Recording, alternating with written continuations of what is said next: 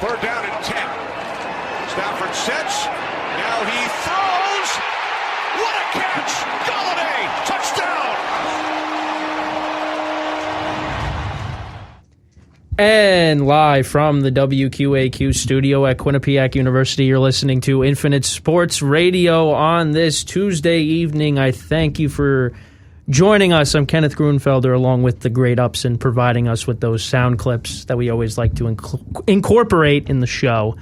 So as you just listened to that sound clip, it was a clip of Kenny Golladay, a wide receiver, a big-time wide receiver that the Giants have desperately needed over these past couple of seasons, and they got him to a 4-year, $72 million deal. The Giants get their big play wide receiver that I just said. They really lacked in the receiving corps the last couple of seasons, and you got to feel really good as a Giant fan. And along with that, the Giants also landed cornerback Adoree Jackson for a 3-year, $39 million deal. So the Giants upgraded at both their wide receiver position and cornerback position, which are two things that they needed to address going into this offseason. And for the both of us, myself and Mr. Upson to my left, we are very happy about these moves. Wouldn't you say so, Ben? Yeah, Kenny, talk about really happy for the Giants to get Kenny Golladay. A playmaker is on this team now, and this is Daniel Jones, playmaker that he needed for sure. 4 years, $72 million.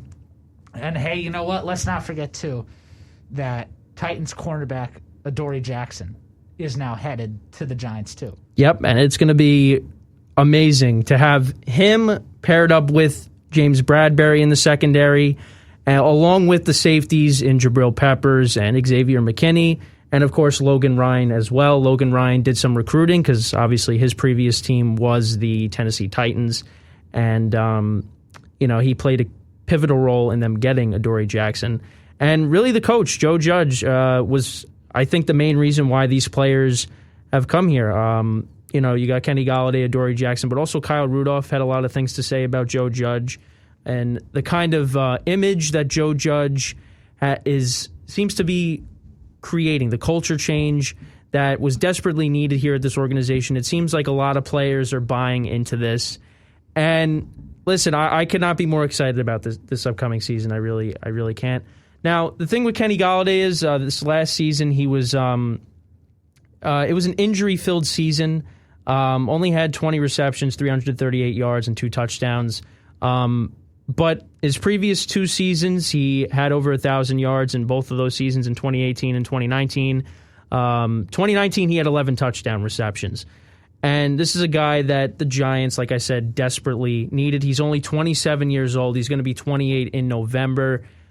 This is like I said, this is a really good signing by the Giants. And like we talking about it the last couple of days, listening to some news outlets such as ESPN, media outlets such as ESPN, and some guys talking about how the Giants, this is an overrated move, and the Giants have enough playmakers on offense that they should have addressed some other needs like the offensive line and I guess on the defensive line as well.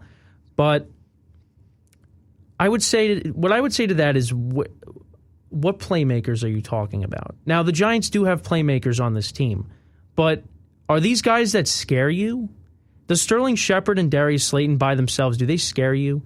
Now, they're good players, don't get me wrong, but I don't think they make other teams are feared from them.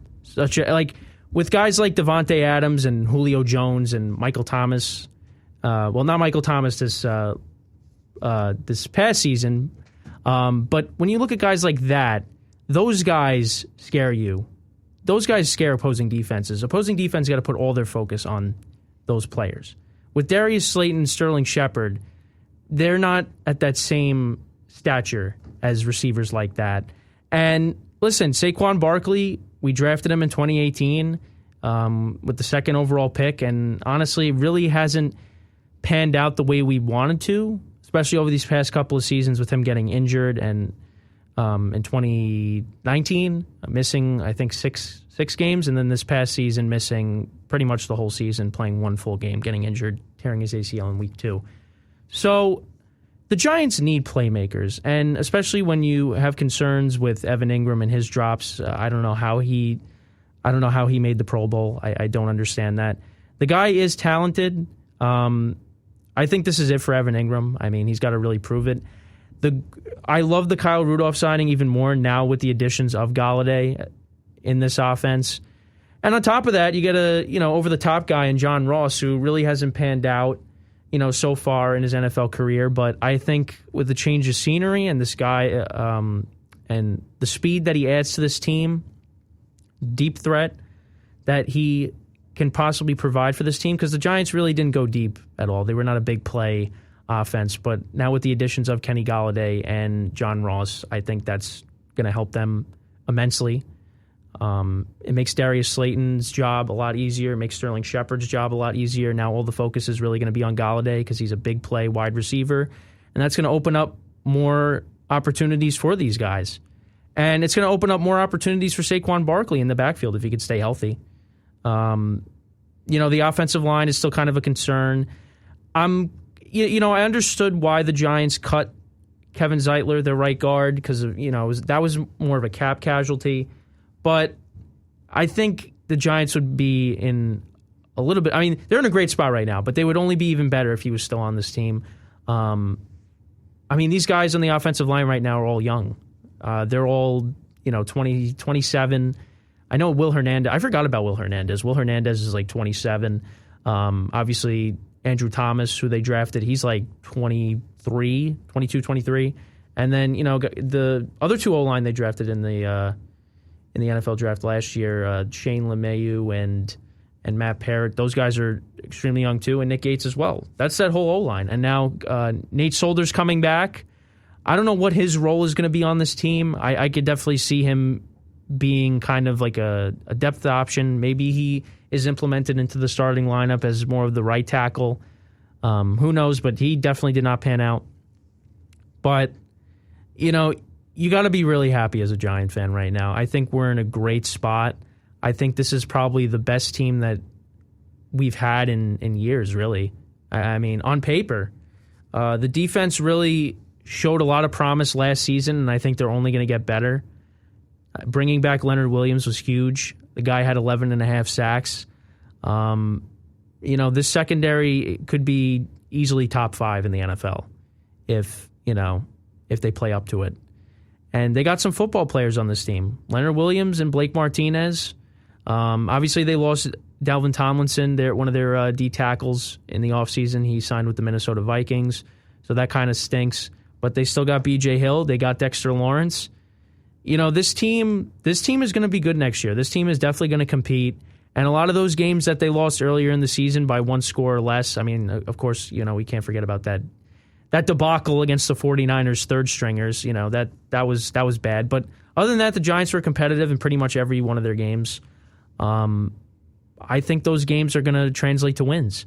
And, a lot of people are saying, well, Washington's better, Dallas is better. I think right now, I'm saying this right now, on March 23rd, that the Giants will win this division. And you could say whatever you want. You're being biased because you're a Giant fan, and that's fair. But when you look at Washington, what they're doing at quarterback, bringing in Ryan Fitzpatrick,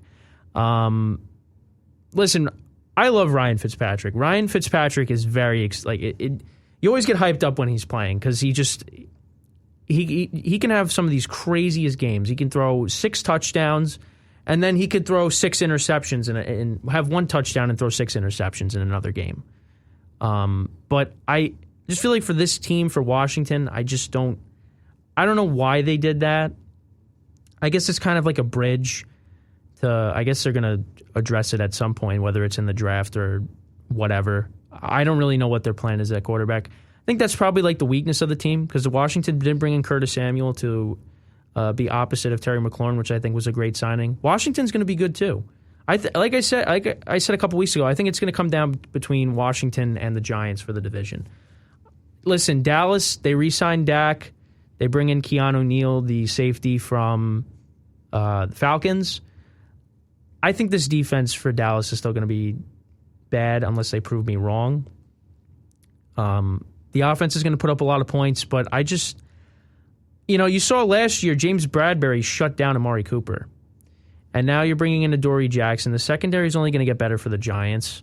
I think the Giants are going to either split or even sweep Dallas next year. I think so. I mean, Dallas's defense was horrible. They put up points, but their defense was one of the worst in the league. Washington destroyed Dallas in both games, winning 41-16 on Thanksgiving, and then I think it was in October they won 25-3. Correct. Yeah. So those teams are better than Dallas right now. And the Eagles, today they just signed a little while ago before we got on, they signed Joe Flacco to be their backup quarterback. So, the Eagles are not going to be anything special next year. And I hope that Jalen Hurts, doesn't get killed and he has a good season for his own sake. But the Eagles are a disaster.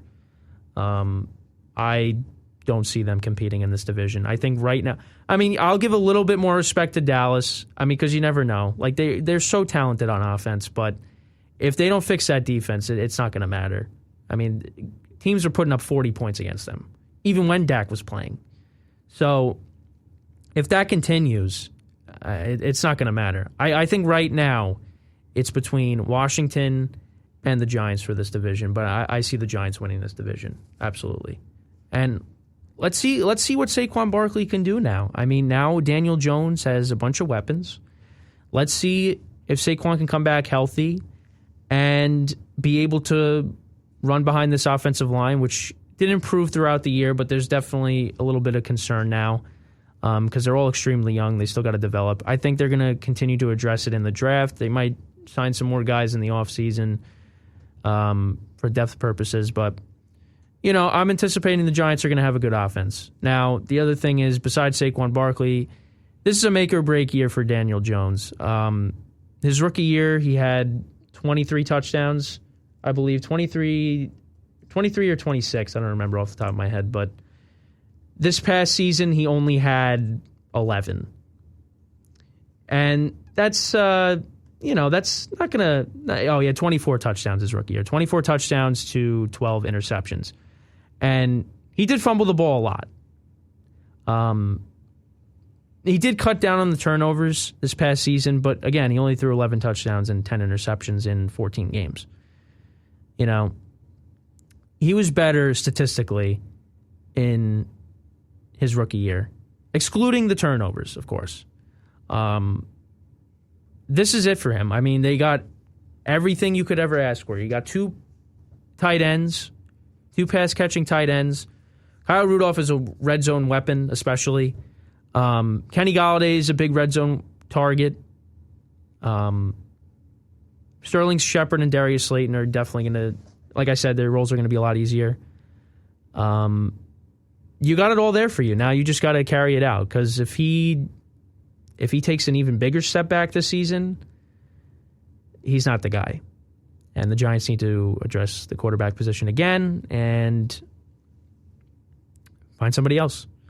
So a lot of pressures on Daniel Jones. For me, I like Daniel Jones. I want him to succeed. I want him to succeed.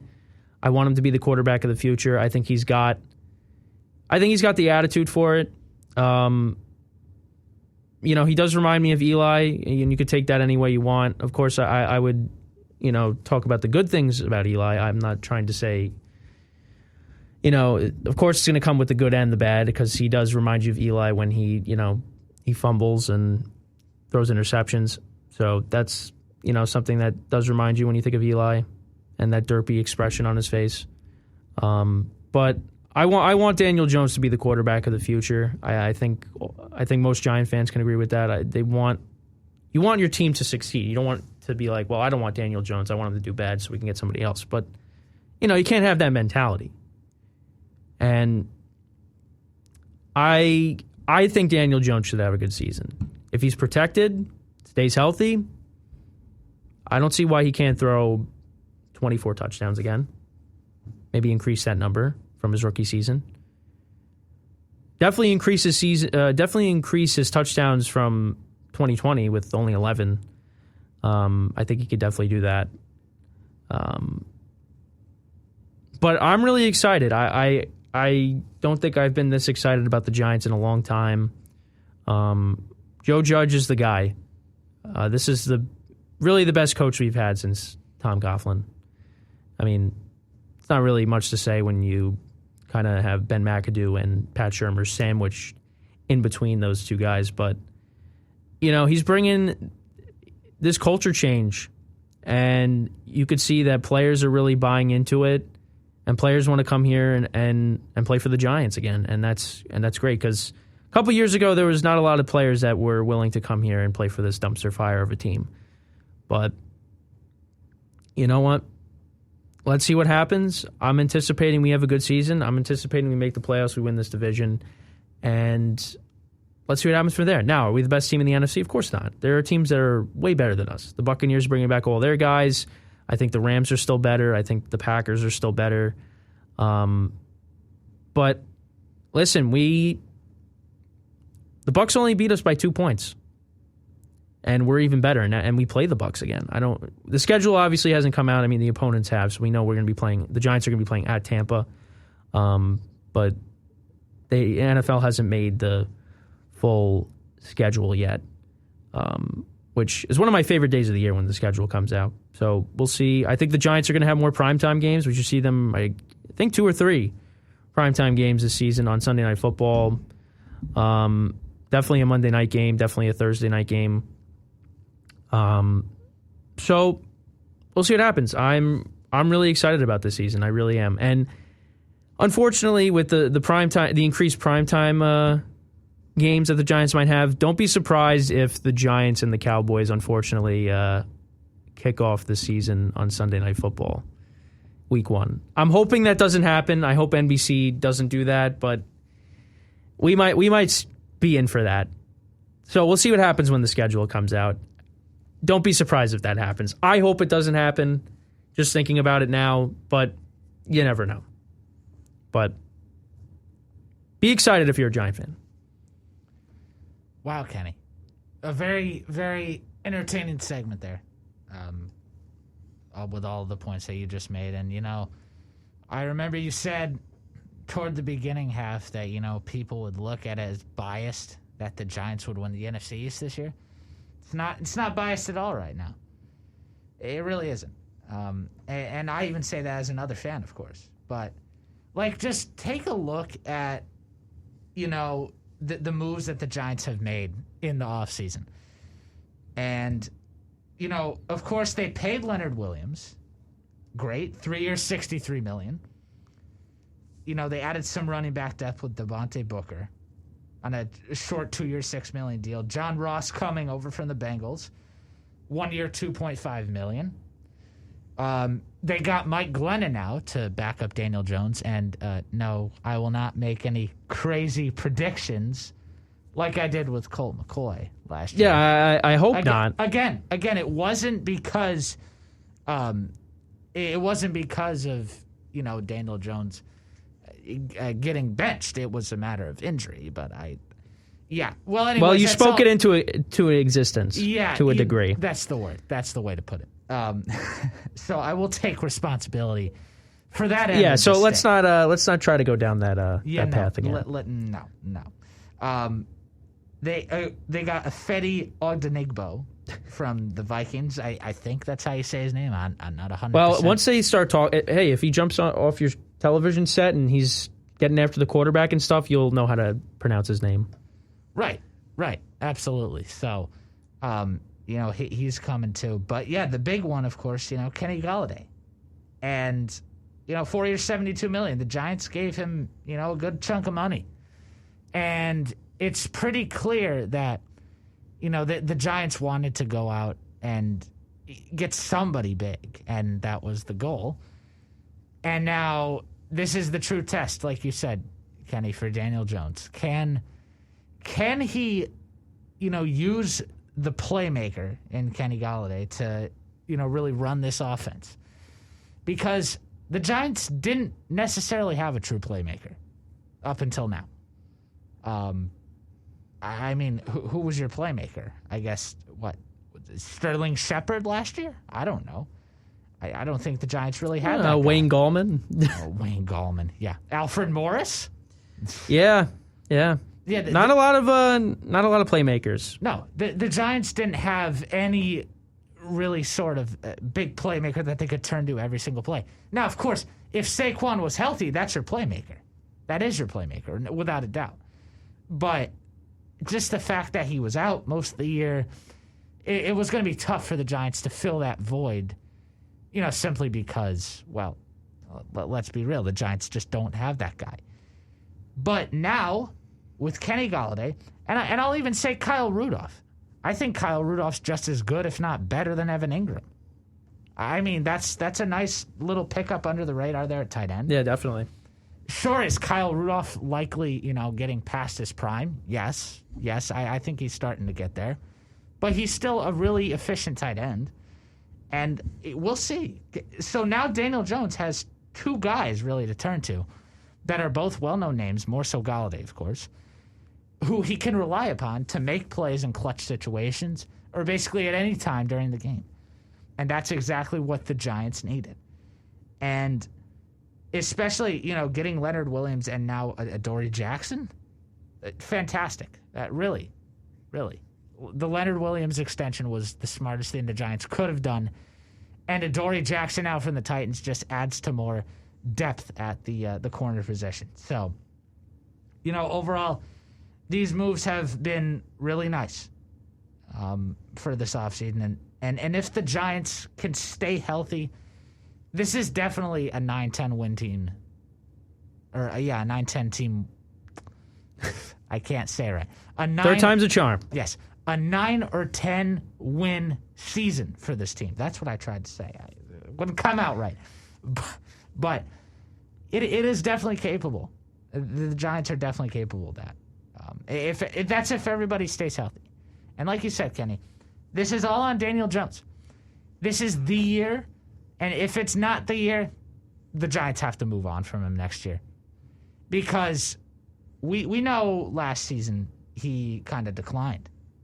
You're supposed to improve your sophomore season. Well, I mean, I guess he had a little bit of a sophomore slump because, his numbers didn't prove much really at all either last season. So, excuse me, this season. I don't know what it's technically a new league year, so people know what we mean. Yeah. I wouldn't make a big deal about it. You get the point, folks. But unless you want to be politically correct, if you're one of those people, No.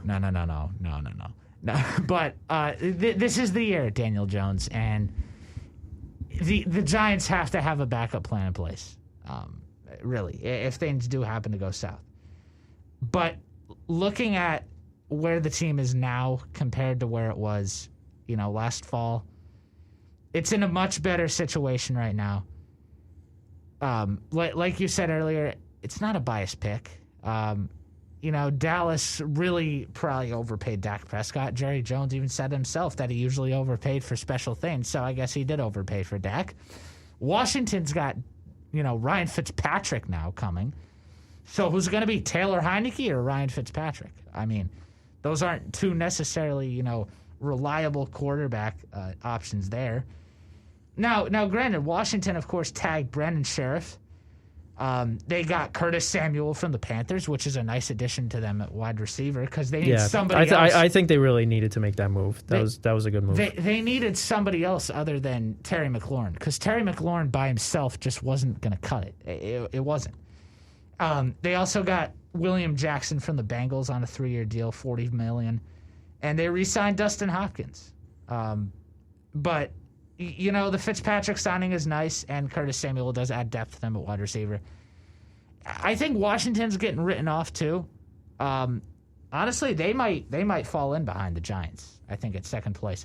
I really think, Kenny, that you're right, and that the Giants have a nice upgraded roster now, and healthier one, where they can go out in this division that went a combined 23, 40, and 1 this past season. Yeah, that I'm not even kidding. That's terrible. That's like, what, a 42%, 420 winning percentage? I don't know, something like that. Not very good. No, not at all. So the Giants are capable of going out and winning this division next year. It's absolutely possible. So we'll see what happens, though. But as a fan, I'm impressed with these moves. They're actually really uplifting, and it gives you, at least some sense of hope going into next season. And now we know where we stand, and, knock on wood, we should have at least 80% capacity come fall for the NFL. So fans will be back in the stands to cheer on this new and improved Giants football team. Yeah, thank God. Thank God, because watching Giant games with no fans was pretty depressing, to say the least. The other thing I would like to say is, I think a lot of times on this show we have heavily critiqued Dave Gettleman and the moves that he's made as the general manager these last couple seasons. And I think last week we did say if this team is not improved that he should be fired. If they don't make the playoffs, he should be fired. Dave Gettleman has made great moves. He's also responsible for a lot of these moves as well. I think if this team is a playoff team, if this team meets its expectations, Dave Gettleman will win a lot of Giant fans over. He's starting to win me over now because, the last couple of off seasons and drafts, there's been a couple of moves that you kind of question what his thought process was. But he has hit on some players. Dexter Lawrence is really good. Obviously, Saquon, the prospect that he was, how hyped up he was during college, and, rightfully so, he was amazing in college. So that pick was obviously a no-brainer, even though a lot of people said the Giants should have taken a quarterback when they selected Saquon in that draft, which I can understand, but I think they hit on Saquon, even though it hasn't really panned out so far. I think Saquon's just had a lot of bad luck, and the Giants' O-line was pretty garbage. So let's see how he does behind an O-line that can actually block for him. And I think the Jabril Peppers trade, the Odell for Jabril Peppers, I think that trade was good. I think that's because the Browns and the Giants made two trades. There was one with Zeitler for, I think it was Olivier Vernon, and then I think Peppers was for Odell. I think that's what it was. So that I think has panned out. A lot of Giant fans love Jabril Peppers. Jabril Peppers is a playmaker. Bringing in Logan Ryan last season, bringing in Blake Martinez, those were good signings. I'm a little upset that they're not. I don't think they're bringing back Kyler Fackrell. So I don't think he's coming back. So Dave Gettleman they drafted Darius Slayton. They kept Sterling Shepard. Andrew Thomas is developing. Will Hernandez, I think, was a good pick as well. Signing Kyle Rudolph now in this offseason. I think this is probably his best offseason as the general manager of this team. And I think a lot of that has to also do with the coach as well. But, Dave Gettleman's responsible for that too. Now, if the Giants knock it out of the park with this upcoming draft that we got in a couple of months or a month or two, I think Giant fans should be proud of what Dave Gettleman has done to build this team. Last week, what a difference a week makes. We were talking about if Gettleman doesn't get these guys that we want, he's going to get fired. Well, you know what? We got the big play. We got the big wide receiver. We addressed the secondary. So now we really could put all our focus. They re-signed Leonard Williams. You put all their focus now on filling out key holes that they have. And I think, of course, the main one, which is, it's very common, it's been the common theme, is the offensive line. Every year, it's always the offensive line is a question mark. And I think now, with what they've done in free agency and the holes that they filled up, they now can spend all their time and all their attention on the offensive line.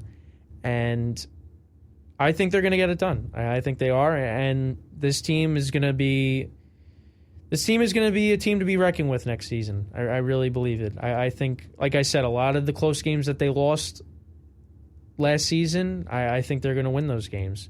And because of that, this team is going to have a winning record. This team is going to make the playoffs. And we'll see what happens. I mean, like I said, we're not the best team in the NFC. That's a bit of a stretch, obviously. Or one of the best, I don't think. We got to earn our respect that way.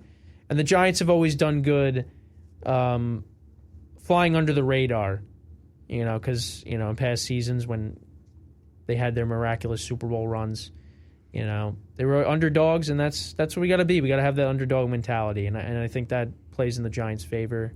And just look at what they did when they were underdogs in big games, in those playoff runs.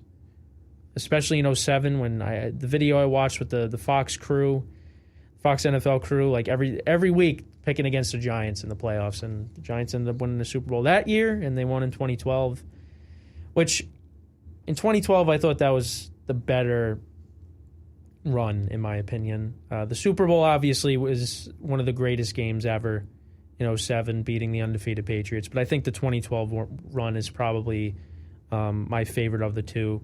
Also because I remember that Super Bowl run more than I remember the 2007 run. The only thing I remember from the 2007 run is crying when the Patriots went up 14-10, running into the bathroom crying, thinking the Giants were going to lose, and they did not. But the 2011 one I remember more clearly than the 2007 one. So I can't say how excited I am for this team, and I think that with a good draft, the Giants are back. I think they're back, and something that we really haven't talked about in a while is just the status of New York sports teams.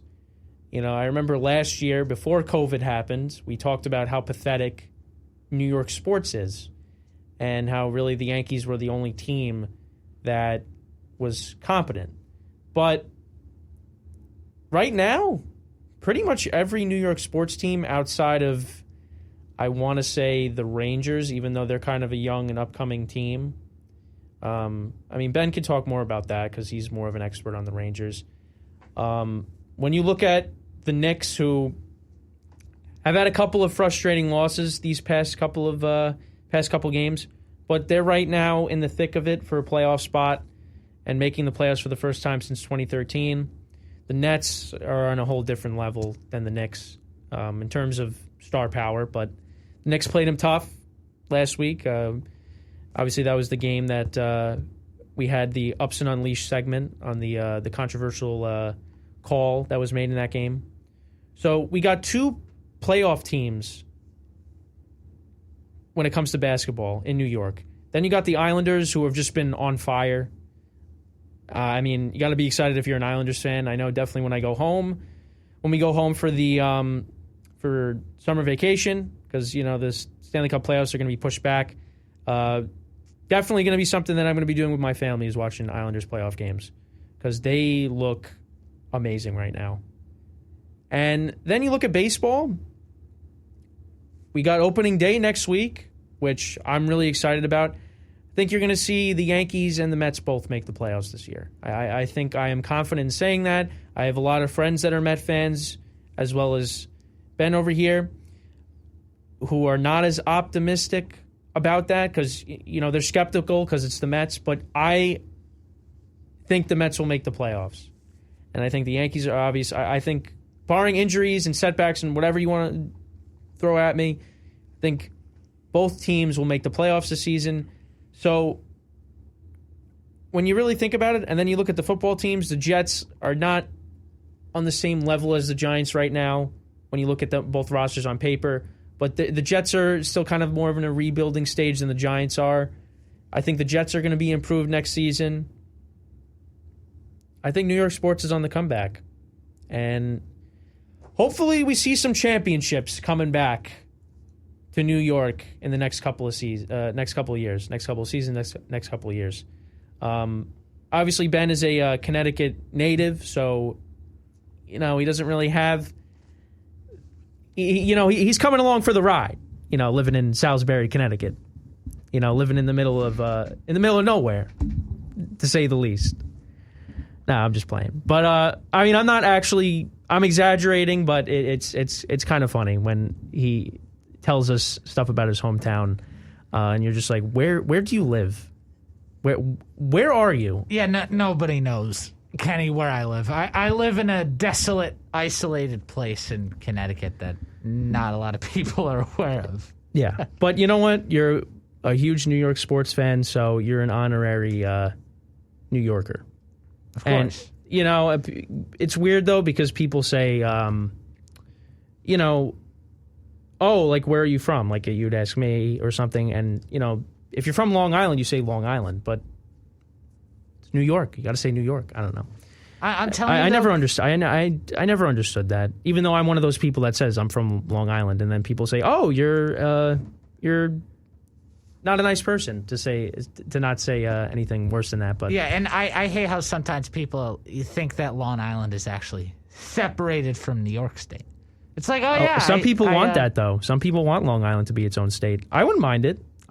Especially with the things that are going down in the city. I think some of you might know what that's all about. So, yeah, yeah, you know, that's a whole can of worms, Yeah. though. What I was gonna say, though, Kenny, in response to what you said about playoff teams and championships, I'm telling you, the New York Rangers have also creeped back in toward the playoff picture.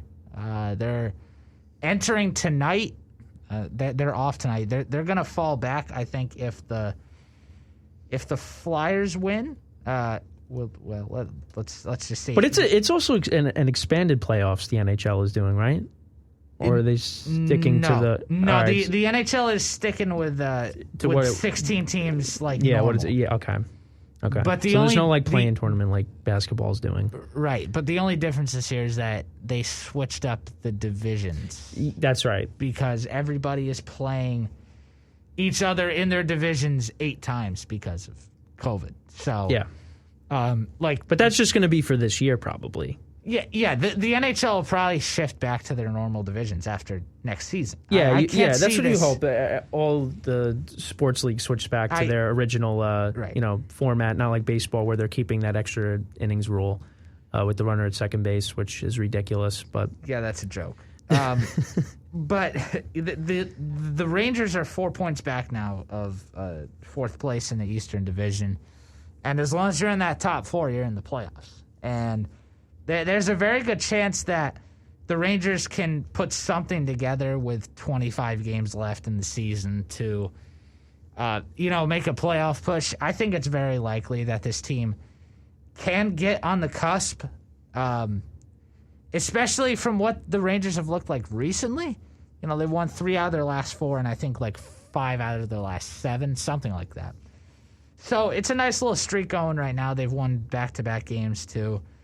Obviously, they took on the very lowly Buffalo Sabres, who have lost 14 straight games.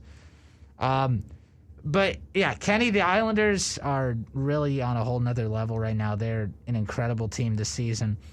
They're going to make the playoffs. I think there's a good chance the Rangers do. Both basketball teams are in position right now to get to the playoffs, both the Knicks and the Nets. Especially the Nets. The Nets are going to go deep into the playoffs, likely the Eastern Conference Finals, if not the Finals. They should be an NBA Finals team.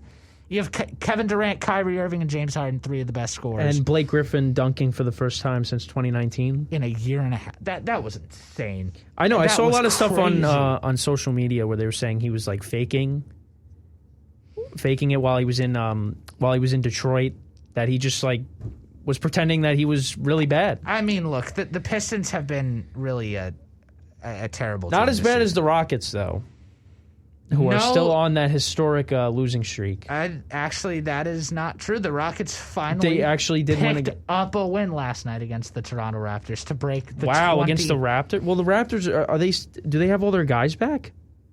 That I'm not 100% sure about. The Raptors have themselves now have lost 9 straight.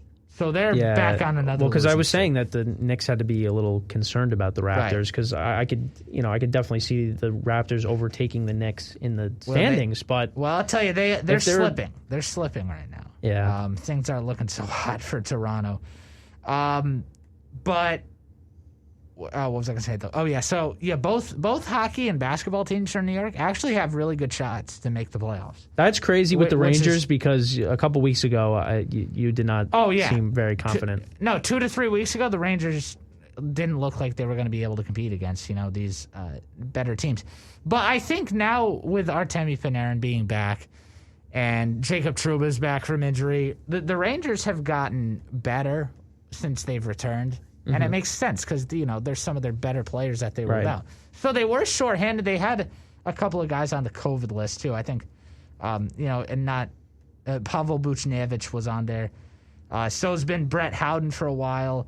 And obviously Mika Zibanejad scoring a hat trick last week against the Flyers in that 9-0 game. Go figure. Yeah, how about that? Mika Zibanejad had 3 goals, 8 assists coming into that game, and he got a hat trick, a natural hat trick too. 3 consecutive goals for the Rangers by himself. And they play nobody the else. Flyers on Thursday and Saturday. That is correct. And I think the Rangers do they have the days off today and tomorrow? Yes, that's right, because they don't Yeah, play I'm looking again at their till Thursday. schedule right now, yeah. Yep. And then they play the Capitals, the Sabres, Penguins. Yes, and that's Ooh, and then they play the that Sunday game against the Capitals will be on NBC as well. So Okay, and then they play the Islanders April 9th and the 11th. So that should be a fun little series, I guess, since they're playing the teams in back-to-back games. yeah, that's an interesting. That's gonna be an interesting weekend up there at York Hill. We'll see. We'll have a little battle up there, huh? Yeah. I'm kidding. I know we're not that, but look. Well, I mean, there was that time last year where and they played, and I saw the Rangers beat the Islanders in overtime before you. We were on FaceTime, and you saw the expression on my face. You're like, what happened? And you saw it. You got all excited. I'm like, yeah, But yeah, the beauty of cable versus streaming. Folks. Yeah, I'll tell you yeah. that. I know you guys get mad at me when I spoil things sometimes, but if Hey, it's something crazy, I mean, how could I not react? Hey, it's all for the fun of things, right? Yeah. But look, what was I going to say, Kenny? Basically, what I'm trying to get to off your point, both hockey and basketball teams in New York have good chances. The Knicks and the Nets have a good shot at the playoffs. Nets are almost a lock, I think, to get in. Really, I mean, come on. Yeah, barring a historic collapse, which is very unlikely. Same with the Islanders too. They're having one of the most impressive seasons in recent memory. Honestly, I mean, 21-8-4, and they have 46 points already. Yeah, they're on their way to perhaps an 85-point season in a 56-game season. Not even close to what 82 is. If the Islanders are able to put up 85 points by the end of the season, which is a very likely scenario, at least 80. That's pretty good for a 56-game season. Yeah, folks. and then look at their point differential compare their point differential to the Sabres. Yeah, good Lord. Up 25 in goals allowed to goal scored, and the Sabres are minus 42. Yeah. Not very good. That's not good. Rangers plus 12. Yeah, the Sabres Always- on their own losing streak, 14 in a row. Always good to be on that plus side. And you mentioned too, Kenny, the Yankees and the Mets both making it. That's absolutely a possibility too. I mean, I really think they both are. They should on paper. Now Carrasco got injured. 2021 might potentially be a year where we see the renaissance. Knock on wood. All the professional sports teams in New York in 2021 have a shot right now to make the playoffs at least. We don't know how far they're going to get. That all depends on matchups. I think probably the weakest link right now then is the Jets because we don't really know. That's true. That's true. Now because the Rangers are on the come up now and could possibly sneak in. I mean, now it's really just all depending on how the Jets perform. Yeah. I mean, we could talk about the Giants and say how great they are. I mean, they could just completely implode and not meet expectations at all, which I don't see. I don't happening. necessarily see that happening either. No. I don't. No, so you're right. The one dull spot, I guess, right now is the Jets. But you know what? They have made some moves with. Yeah, they're on the come up too. Yeah, I want to make that clear. They are on the come up too. It's not like they're how they've been with Adam Gase. I think Robert Saleh is going to reshape how that team is. Yeah, the Marcus May tag signing Corey Davis at wide receiver, along with Keelan Cole as a backup to him. Sheldon Rankins that they got from the Saints, Yes. who could provide some run stuffing ability. Carl Lawson, who's coming over from the Bengals. I mean, you know what? The Jets have made some decent moves too, and Yeah. CBS Sports. But who knows what they're going to do at quarterback? Right, and CBS Sports grades their moves as an A. Giants get a B+, according to... I kind of disagree with that. Yeah, I do too. But that's according to Cody Benjamin. Now, also, CBS another Sports. thing I saw is that there's rumors that the Giants could be interested in getting Clowney, Jadeveon Clowney. Which, why not? Add to the depth, right? Yeah, I would 100% do that. Do it on a 1-year, prove it deal. If it doesn't work, it doesn't work out. It's only for 1 year. And I think, again, he could just add to the defensive line and help out as a pass rusher. Only makes the Giants better, I think. Right. And, I'll tell you one thing, too, Kenny, about New York. There's been a little bit of a buzz. It doesn't sound like anything serious right now. But Victor Oladipo might be on the move from the Houston Rockets. Yes, my friends were talking about it in one of our group chats. The Knicks were thrown into some trade talks earlier today, but nothing sounds But now serious. how much would they have to give up for him, though? That's the thing. It would have to be a decent-sized package for a player like Victor Oladipo. And, meanwhile, in what's been a really terrible season for the Houston Rockets, who are now 12-30. Yes, that's correct. Because this team was 1 game above 500 when the losing streak began, and now they're 18 games below 500. See how quickly things can change. I know. I was just assuming they were still on their losing streak. I thought it was going to continue, but I guess not. But Victor Oladipo has been the bright spot in what's been a really terrible season for Houston. Obviously, going down there, back at the beginning of the season, he's played 20 games now in Houston where he's averaged 21.2 points per game. He's shooting 47% 40% field goal percentage, and behind the line 32%. Not a super efficient 3-point shooter.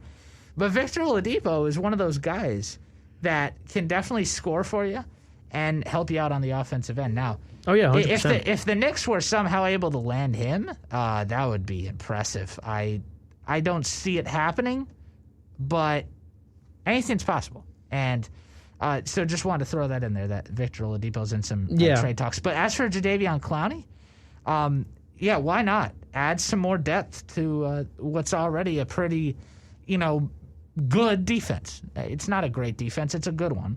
And it's definitely up and coming. And I think the Giants, they should be able to, piece this together, I think. I'm really hopeful that this could happen. And if Jadeveon Clowney actually is able or is coming to the New York Giants in the deal, so be it. We would welcome him gladly, I think. Yeah, I was looking at articles on that, and the Giants were on his wish list last year when he was a free agent before he signed that 1-year deal with Tennessee. Yep. So maybe he wants to go there. Maybe he wants to go there. On another 1-year deal, and try to stay healthy and prove yourself that you can still play and try to earn yourself a bigger contract. So I wouldn't be against that signing either. It only makes the Giants better. So actually, I think we'll go to college basketball after the break. What I actually did want to talk about, because I failed to mention this to you before we got on today, is we finally got to watch Avengers Endgame last week. Totally forgot. Feels like forever ago. I know. We finally get to that point. Now we're not done. We're not done yet with this marathon. We still got, if we want to continue, Far From Home, the Spider-Man movie, WandaVision, Falcon Winter Soldier. The new episode came out on Friday. But we finally got to Endgame. And Ben, I want to hear your thoughts from this, because I did get your reactions to a lot of the big key things that happened in the movie. It was fun as always. It's sad that we got to that point, because these movies are really good. I don't love all of them equally, but there's the few that I absolutely are definitely in my top 10 movies of all time, even though my list for top 10 movies is not really as impressive as other people's top 10s list.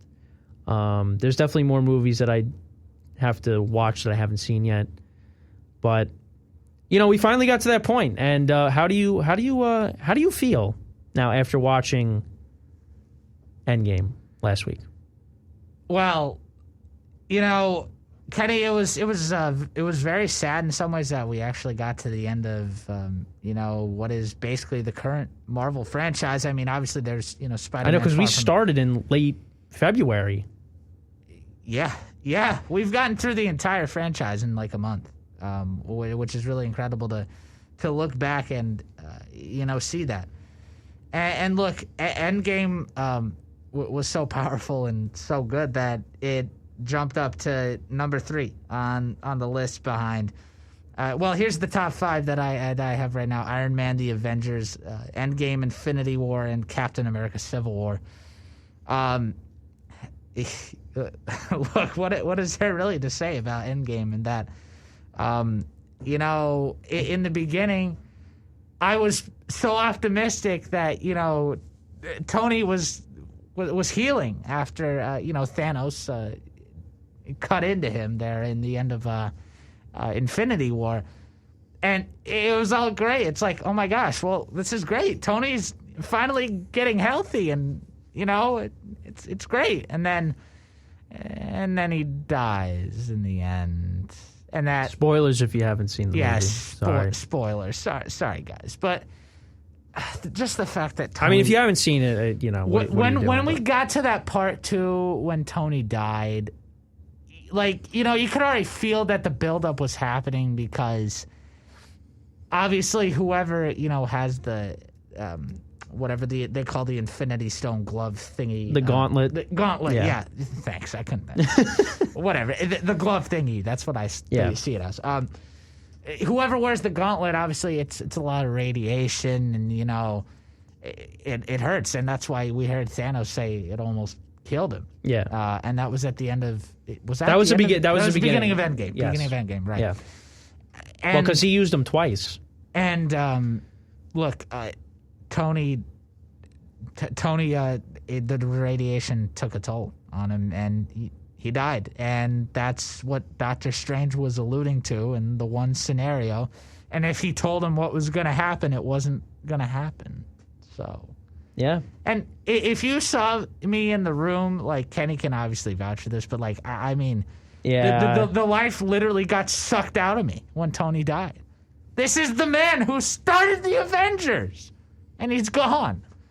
And the funeral scene, man, I almost teared up. Yeah, like, that's a sad. It's just like when I saw Remember the Titans for the first time, and they go to Gary's funeral in the end, and it's one of those sad moments. It's another great man. movie.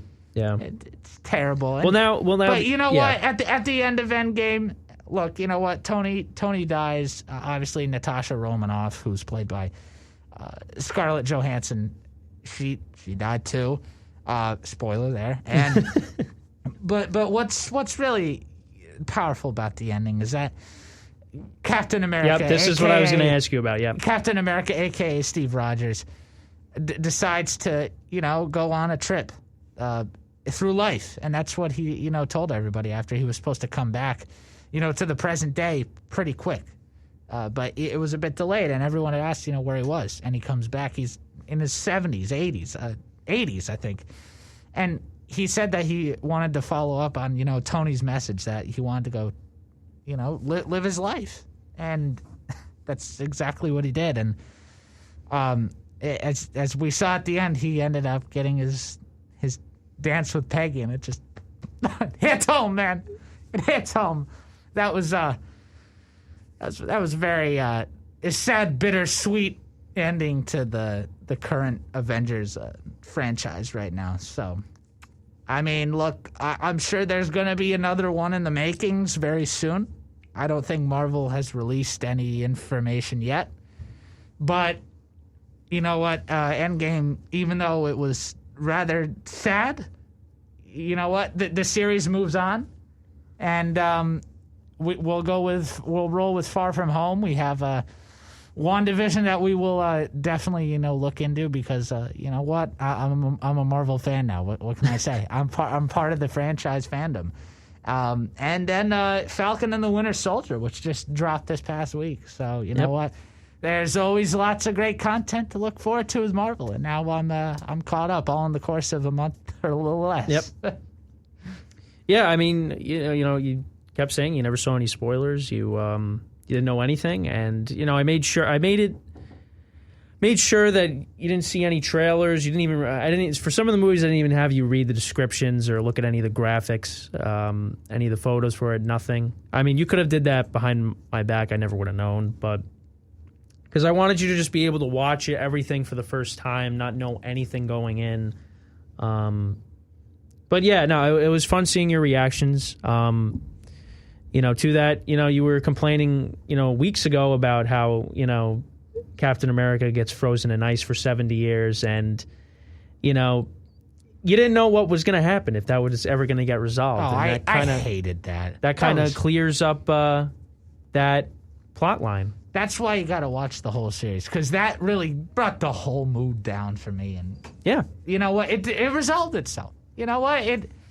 That's why the first Avenger ended up going up a little higher on the list. So all's well that ends well. Yeah, and he also got to pick up Thor's hammer.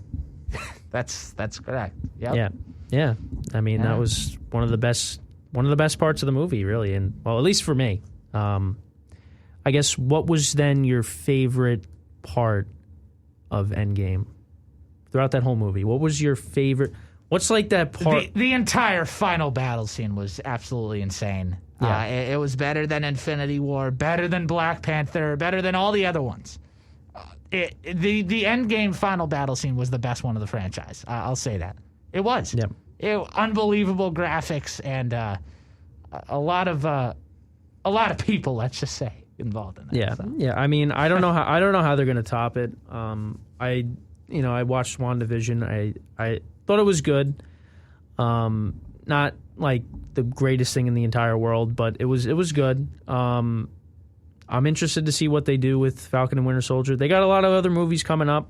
They actually did announce that they're pushing back Black Widow's release in theaters to July 9th. And I guess that's, because of COVID concerns, and, we still don't know, how many people are going to be vaccinated. Because I think it was supposed to release in May, but I guess because we don't really know how many people are going to be vaccinated at that point, so they pushed it back again. I know next week I'm going to be going to a movie theater next week to see a movie. Godzilla vs. Kong. It seems like I will be going to a movie theater for the first time in, I want to say, a year and a half. I really have no idea. I can't remember the last time I went to a movie theater. I think it might have been Toy Story 4.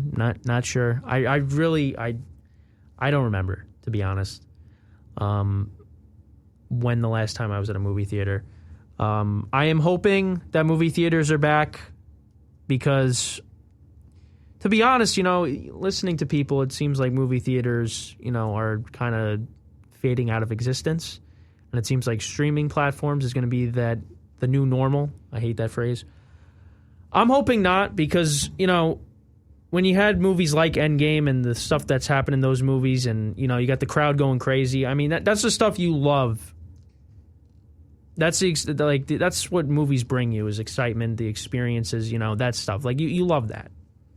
And I think that's something that streaming services really are not going to provide. I mean, unless you have like a party and you have a bunch of people over and you watch the movie together, maybe. But I think when you experience movies in the movie theater for the first time, and it's a great movie, and that's always something I like to do, and I think that's what a lot of people like to do. We like to go to the movies and watch a movie, not sit at home and and have to pay extra on a streaming platform to, watch a new movie. But, I think what studios are doing, and I think are going to continue to do, is kind of do that hybrid where they release the movie on their streaming platform at the same time they release their movie in theaters. I think that's the best way.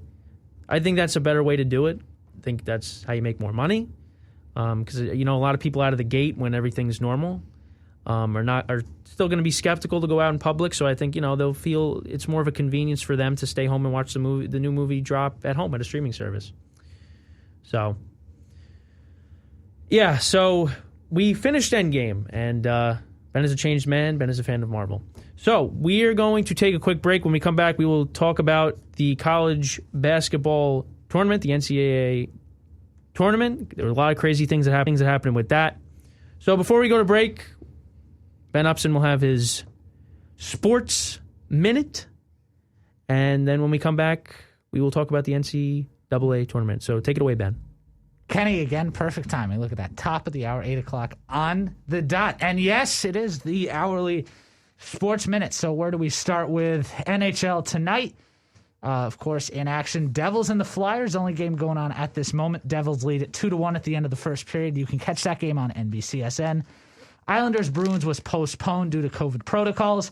And later tonight, Panthers Blackhawks, Red Wings Predators, Lightning Stars, and Avalanche Coyotes. In the NBA, a couple TNT games going on tonight, as well as a couple other games. Wizards and the Knicks at Madison Square Garden.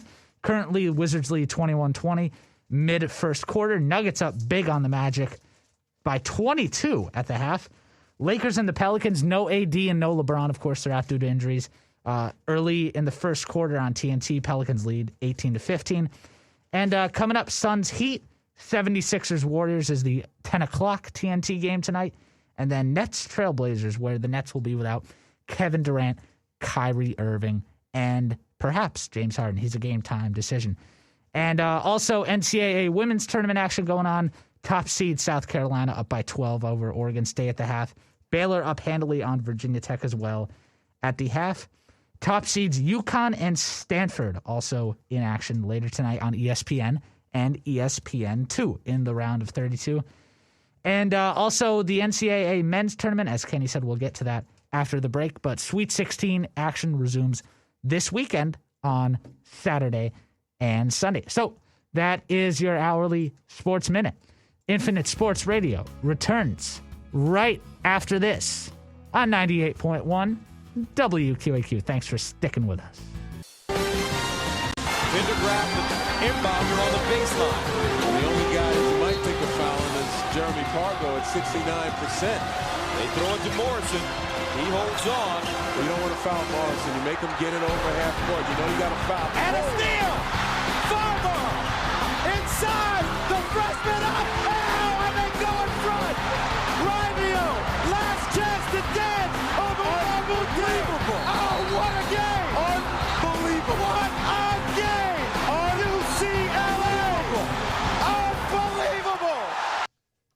All right, and we are back here on Infinite Sports Radio for hour number 2 of our radio program. And it is good to have March Madness back. This is something that was dearly missed last year, and again, still can't wrap my head around the events that have taken place over the last year. It's unbelievable what has happened. But you know what? We've come a long way, and we got March Madness back. My co-host here was watching the conference tournaments all day for days, because you got to remember there's a lot of colleges in this country, and now we got to the round of 64 and 346 to be exact. Yeah, unfortunately, Quinnipiac could not get to the tournament. No. But they did lose to Iona, who did participate in the tournament, losing to Alabama. But you know what we didn't miss? We didn't miss bracket busters, because we saw plenty of teams ruin people's brackets, such as the 15th seed Oral Roberts, 12 seed Oregon State, the 11th seed Syracuse, just to name a couple. Well, there was Abilene Christian, the 14th seed that beat Texas, UCLA beating BYU. That was one of the 11 seeds that had to play in. They beat Michigan State to get into the tournament. I tried riding the Georgetown wave. That really did not pan out very well, losing to Colorado by 23 in the round of 64. one of my sleeper teams that I mentioned last week, Oregon, is now in the Sweet 16. They will be taking on USC over the weekend. Saturday and Sunday will be when the Sweet 16 and the Elite Eight takes place. But, this tournament has been, I think, really good, really exciting. I think there's been a lot of good games. There's been a couple of stinkers. I mean, obviously Gonzaga is just absolutely amazing. They absolutely destroyed Norfolk State 98-55. Watching this team, because I really haven't watched a lot of college basketball. I mean, Gonzaga is unreal. It seems like they're going to go all the way, and I think for the most part they got an easy path because when you look at teams like Virginia getting knocked out, Kansas got absolutely throttled last night in the game against USC in the second round. They kind of have an easy path to get to the national championship. I really don't see anybody stopping them. Maybe Alabama, maybe. But, for the most part, the bracket's busted. The teams that I think I'm trying to pull for in this tournament, I would say Syracuse is one team that I'll be rooting for. The winner of Oregon State, Loyola Chicago, these are two teams. These are two teams that have pulled off upsets in the round of 64. In the round of 32. Well, round of 64 and the round of 32. Loyola Chicago completely busting my bracket. Well, not completely, just knocking out Oregon, who I had knocking out Illinois, who I had making the national championship and losing to Gonzaga. So, it's going to be Gonzaga and whoever they play against. The Oregon State Loyola Chicago game, that game intrigues me because it's two teams that, have been responsible for some upsets in this tournament. And I think it's a very enticing game going into next weekend. The other game is Baylor-Villanova. I think that game's going to be it's going to be interesting. The USC-Oregon game should be pretty good. Michigan-Florida State should be good. I think UCLA-Alabama has the potential to be a good game as well. But you know what? Good for it's been a good tournament so far. Again, brackets have been busted, and let's see what next weekend brings for us in this tournament. It's so great to have March Madness back, but I'm going to be honest. I don't think anybody's stopping Gonzaga. I mean, you never know. Obviously, that clip that you played, Ben, was what'd you say? It was the 15th anniversary of when Gonzaga. Yes, today collapsed. Today in 2006 was the day that Mark Few's 2006 Gonzaga team, headlined by Adam Morrison, who ended up being an NBA bust after tearing his ACL in his first year in the league. And they choked a 17-point lead against UCLA, a team that had Aaron Aflalo and, who was the other player? Aaron Aflalo and... the name slips my mind, but a couple former NBA players on that team for the UCLA Bruins that year. And, Jordan Farmar. That's who it was. That's right. That's who was on that team. Aaron Aflalo and Jordan Farmar. Two NBA names you probably forgot about. Aaron Aflalo did play for the Knicks briefly. Yes, that's correct. So that was the 15th anniversary of that. But, Kenny, you know what? You mentioned, some of the biggest upsets that we saw in the first round, and it's only fitting that we have to spin this audio. First up, Oral Roberts from Tulsa, Oklahoma, just a small school in the middle of nowhere, just taking down perhaps what was maybe, the third best or fourth best team in the Big Ten this season. Here's Ian Eagle on the call on CBS. Watch the dribble handoff for Washington, who's so good at coming off that and knocking down a three. Ohio State has no timeouts remaining. 8 seconds left. They trail by 3. Orange The jumper doesn't go off the window. Knocked to the outside. Washington off the mark, and it's over.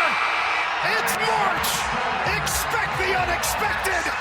Oral Roberts has pulled off the upset. Abilene Christian with the lead. Texas has got to go the distance. Down both of them. Brock Cunningham's going to take it out from the baseline. The baseball court pass. Believe the unbelievable. Abilene Christian with the biggest win in school history. The first NCAA tournament win in school history. So there you go. A 15 seed and a 14 seed got to the second round, like Kenny said. Unfortunately, Abilene Christian's fate a little bit more short-lived than what Oral Roberts was. Yeah, so Oral Roberts took down Ohio State and Florida. Yeah. En route to a Sweet 16 appearance that they will be Never showing heard of up that for. college. Never heard of that college, ever. Or Abilene Christian. Oh, I'd heard of both, just not for basketball. But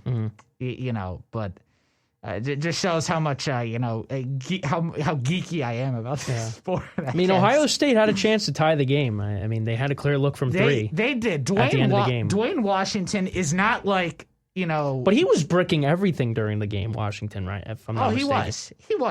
He's not been like that, most of the season to miss that many shots. He shot 7 of 21 from the field, went 3 of 12 from 3, and he still ended up with 18 points in that game.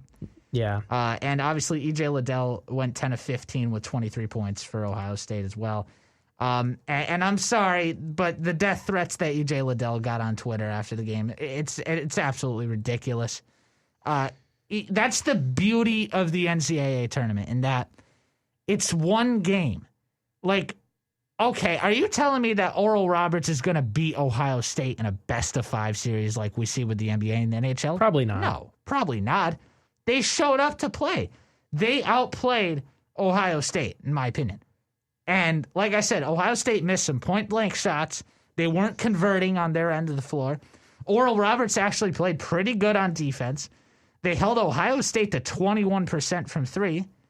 I'm sorry. So just the fact that E.J. Liddell received death threats after the game from Ohio State fans and college basketball watchers from around the country, disgraceful. It's absolutely disgraceful that had to happen to him, because anything like that happens is unacceptable. Obviously, Kenny, you also mentioned too, Loyola Chicago will face Oregon State in the Sweet 16 matchup. I don't think any one of us saw coming. No. Oral Roberts, they're now punched into the Sweet 16. Syracuse, as a double-digit seed, they continued to do some damage when they're ranked as a double-digit seed in the tournament. In 2016, they got all the way to the Final Four, I believe, and then in 2018, they got to the Sweet 16. So here they are again, and they'll take on Houston. A winnable game for sure. Houston, they've played in the American Conference this season. Look, they are a really solid team between Quentin Grimes, Giroux, and Marcus Sasser as well. But look, I'm telling you, Syracuse has really played well these first 2 games. Buddy Boeheim is he's been a shooter. sniper from 3. Oh man, in Syracuse's 2 games and in this tournament. Of course, Dad's got to be proud as head coach Jim Boeheim for sure. All those games, of course, are on Saturday. What's nice this year about the Sweet 16? So the games are on Saturday and Sunday, and now they're all back to back to back to back instead of being clumped together. In the nighttime, when you had a 7, then a 7:30, then you had a 9:15 and a 9:45. So I like how it's, you can watch one game at once now. You don't have to. But you know what? I do like the round of 64 because you just have 4 games on at the same time, and it's like Sunday ticket with football. It's crazy. It's crazy. Yeah.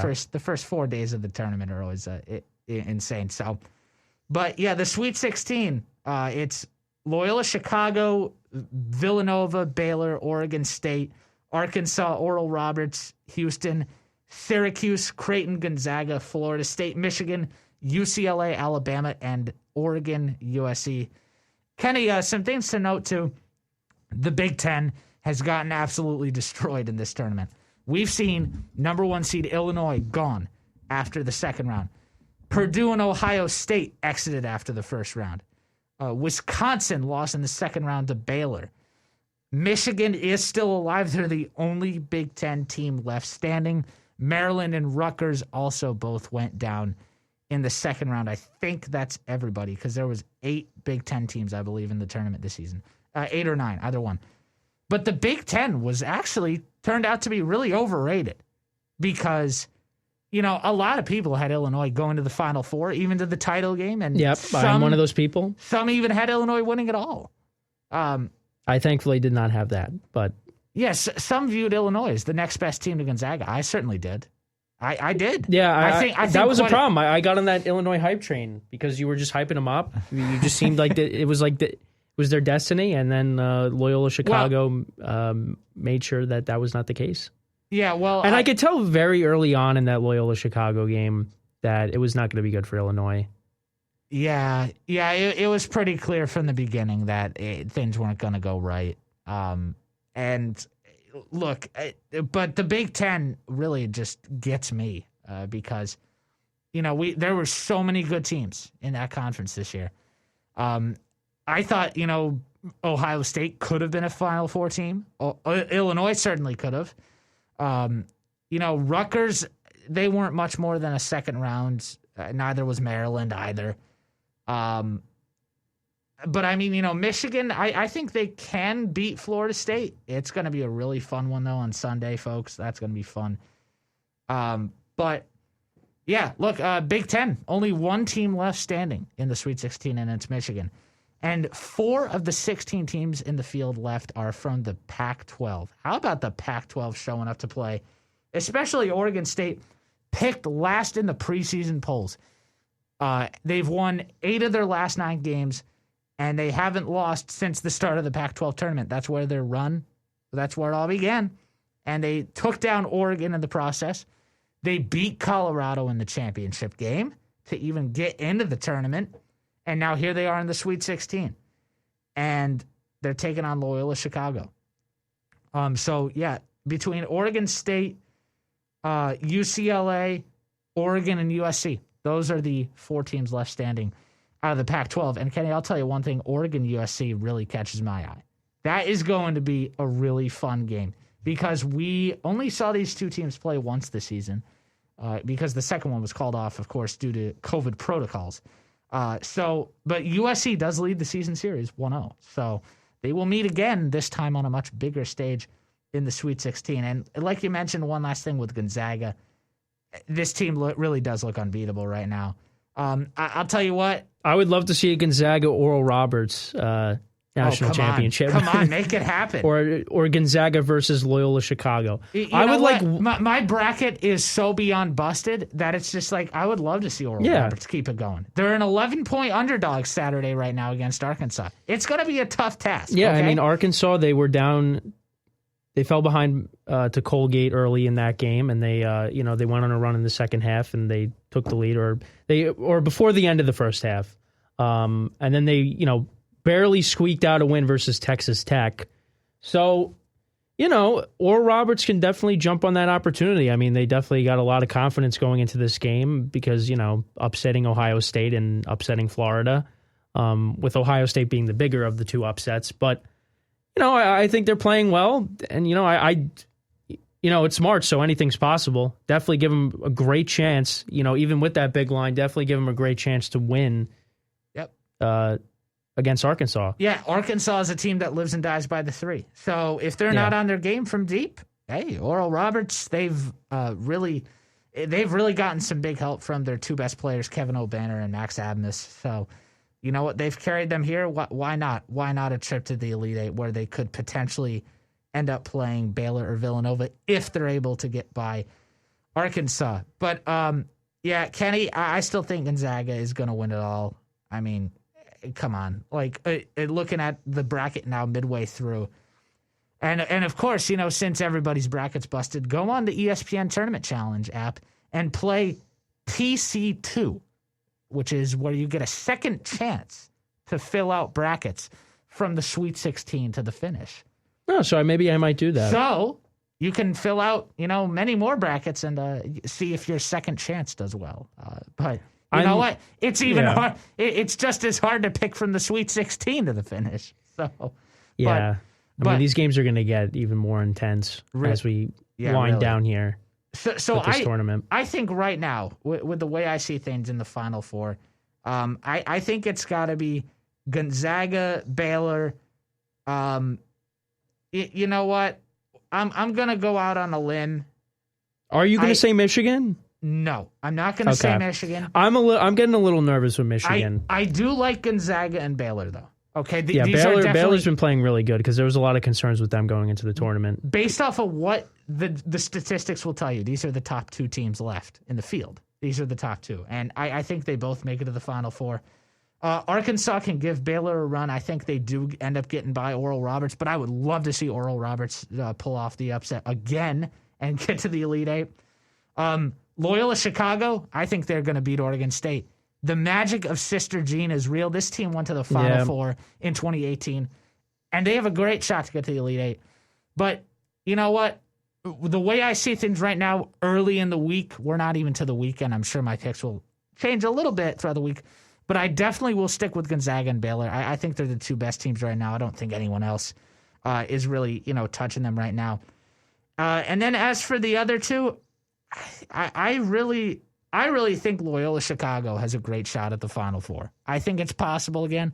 I'm going to go Loyola Chicago. I should never have doubted the power of Sister Jean. It's really impressive what this team's been able to do again. So Loyola Chicago, number 3.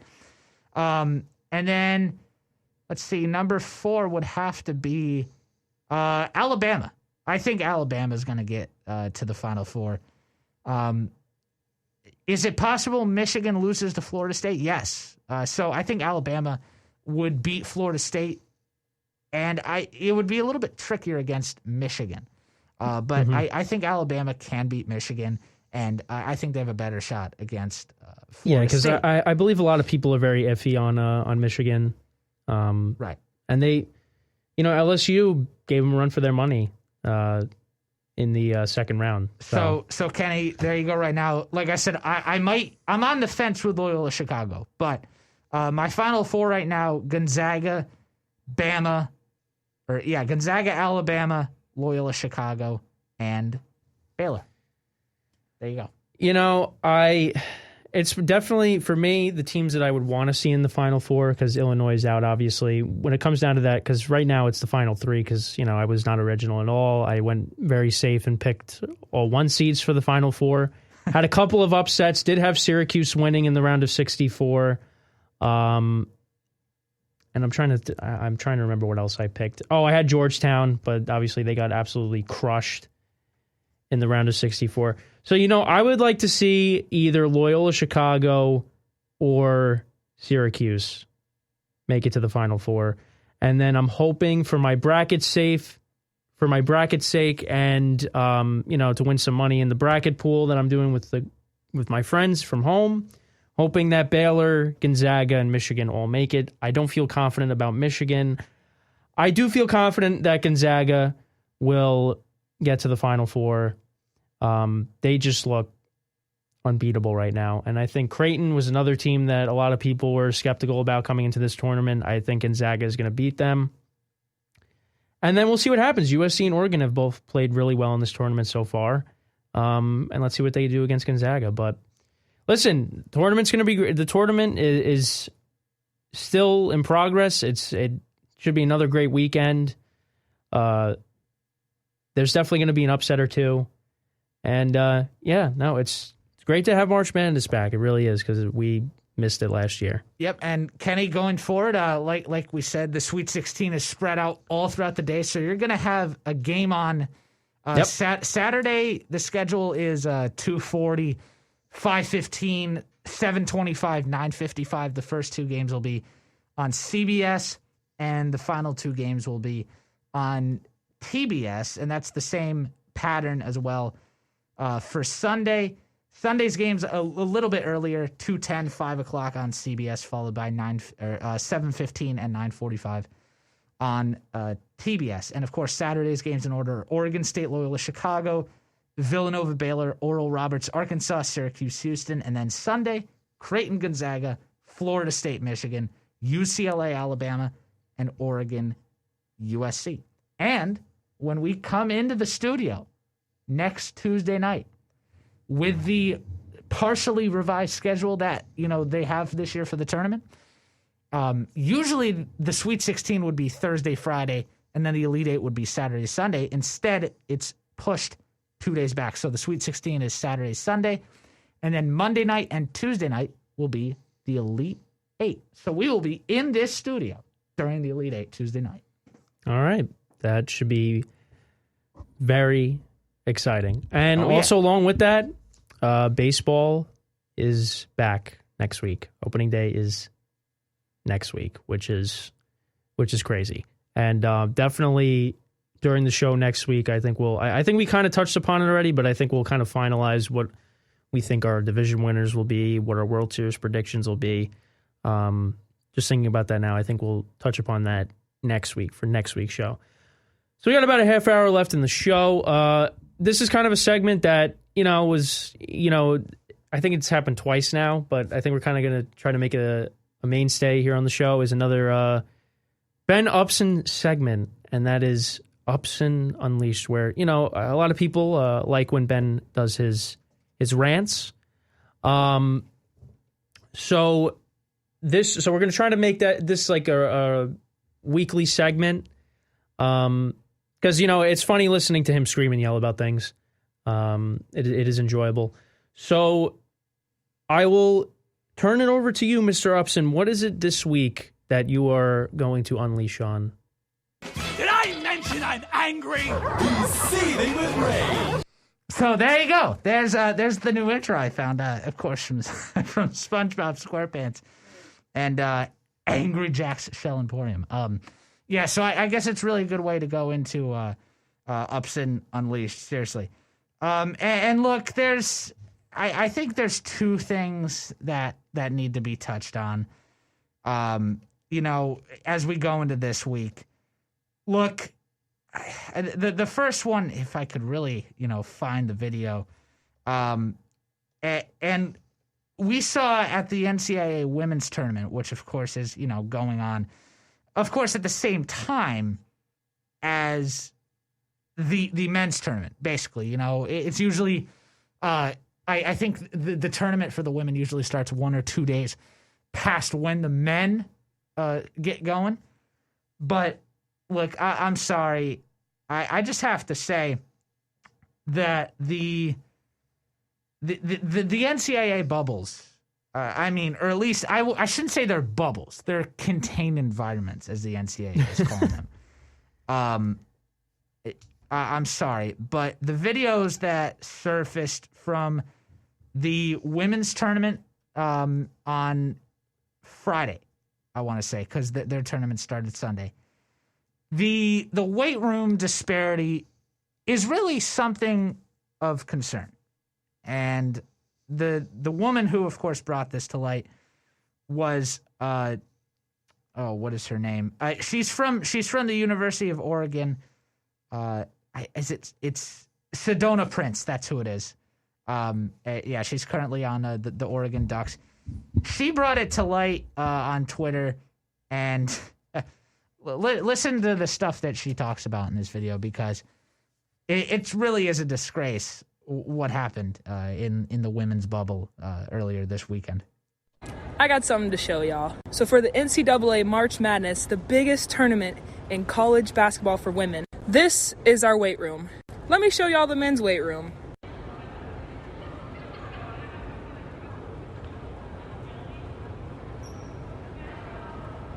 Now, when pictures of our weight room got released versus the men's, the NCAA came out with a statement saying that it wasn't money, it was space that was a problem. Let me show y'all something else. Here's our practice court, right? And then here's that weight room. And then here's all this extra space. If you aren't upset about this problem, then you're a part of it.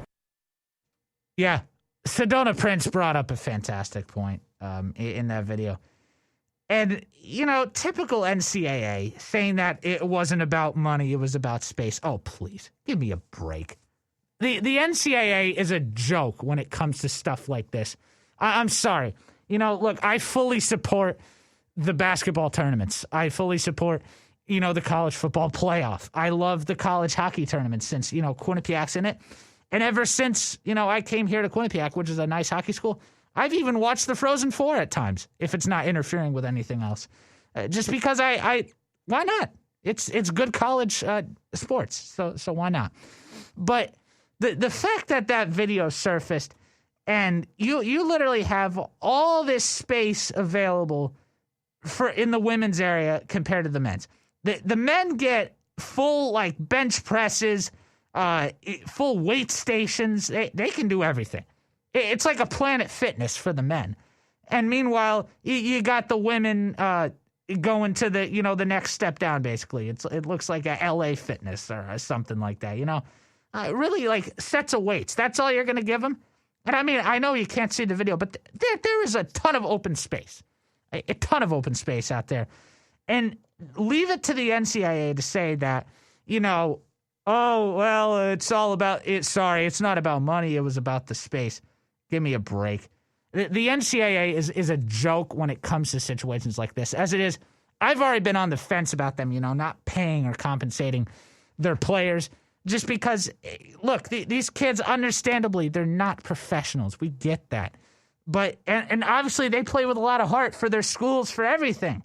Because that's what they're ingrained to do. That's what they've been expected to do. They're leading up into their college career from high school. And it's so sad that this all came about. And it wasn't just the weight rooms either. There's been other problems in the women's bubble.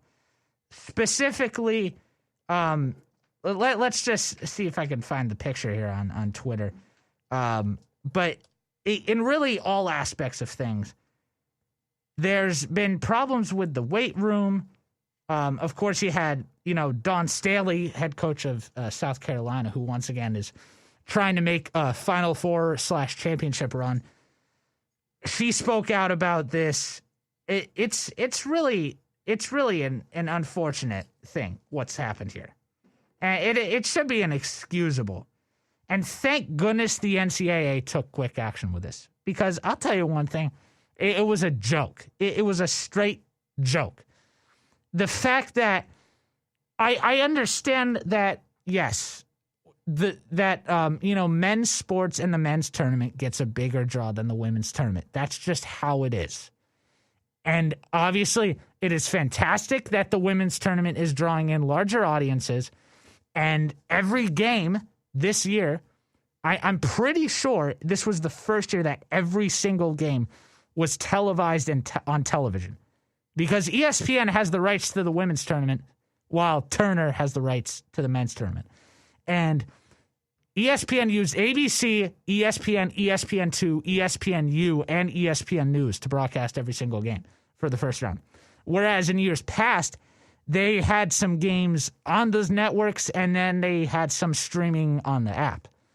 And I commend ESPN for getting every single game on their airwaves on television. It's obviously bigger, more of an outreach than the app, even though we're shifting into what seems like more of a digital media shift these days. But I'm sorry, oh yeah, that's the other thing I'm thinking about. The swag bags, as they were calling it. That's what it's like, when you show up to the tournament, and that's what was, because I'm sorry, but if you take a look at the differences in the swag bags, you have the men's here on the left side, and then you got the women's on the right. It's pathetic. Yeah, it's not even comparable. You give all those items to the men. They have, sweatshirts. They have soaps, deodorants, creams, cap, everything, pillows. And then on the women's side, you get a T-shirt, a knapsack, socks, soap that looks like a little towel, like a rally towel, a cap, an umbrella, Powerade. Come on. Give me a break. What a joke. And then the food quality is that surface too. I mean, I think I saw. Yeah. I mean, look at that. The food on the left looks disgusting in the women's side. Looks like QU dining. Yeah, seriously, at times it does. It does. And look, I really think it's disgraceful that the NCAA allowed this to happen. Yeah. And don't think that they let this, they can play the dumb card all they want. And like, oh, well, we didn't know this was going to be an issue. Yeah, you did. Stop trying to hide the issue and just come out and say that you didn't care enough to prepare for the women's tournament. Because that's what this looks like. I hope it wasn't the case. Because we're never going to know. The NCAA would never publicly admit that. Never. Because that's not who they are. They would not do that. So the fact that they can try and play this off and be like, well, we're sorry that, we didn't prepare enough for the women's tournament. Well, sorry's not good enough. It was a joke that the women had a limited locker room. The food quality is really atrocious, looking at the difference from the women's to the men's side. And then the swag bags, and that's what they get. That's what they get welcome to when they come into Indiana. The women's tournament is in Texas, I believe, in San Antonio mostly, but the men's are in Indianapolis. But that's what you come into. You come into what is, honestly, really a terrible sight. I would say obviously different words, but that goes against FCC rules. I mean, really, that's how passionate I feel about this. It's very sad that the NCAA allowed this to happen. I'm just glad that they took action with the weight rooms because obviously that was a big deal. And thank goodness that the women's teams were able to get better access. But I'm sorry that they definitely, this was all a fact that the NCAA can play the dumb card, like I said, all they want. They can say that we didn't know this was going to happen. Forget that. It's really a joke. It's such a joke, it's not even funny.